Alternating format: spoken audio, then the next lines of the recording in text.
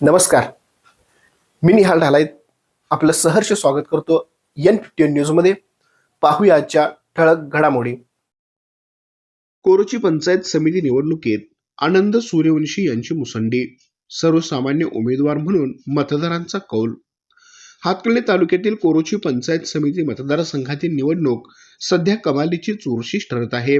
या निवडणुकीत कोणताही राजकीय वारसा नसलेले आणि सर्वसामान्य कुटुंबातून पुढे आलेले अपक्ष उमेदवार आनंद सूर्यवंशी यांनी प्रचारात मोठी आघाडी घेतली असून प्रस्थापित राजकीय पक्षांसमोर तगडे आव्हान उभे केले आहे.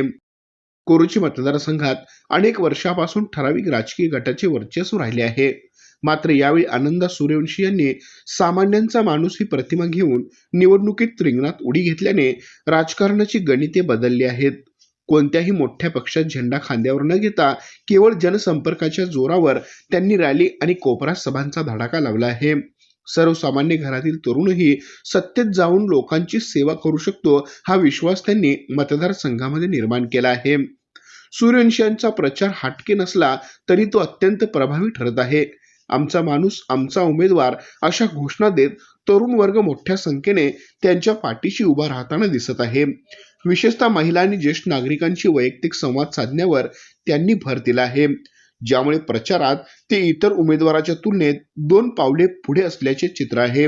स्थानिक मतदारांच्या मते दरवेळी मोठ्या पक्षांच्या नेत्यांना संधी दिली पण सामान्यांचे प्रश्न सुटले नाहीत. आनंद सूर्यवंशी आपल्यातीलच एक असल्याने त्यांच्याकडून मोठ्या अपेक्षा आहेत.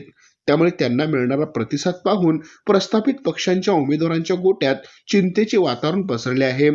आनंद सूर्यवंशी आमच्या प्रतिनिधीशी बोलताना सांगितले की मी सत्तेसाठी नाही तर सेवेसाठी रिंगणात उतरलो आहे.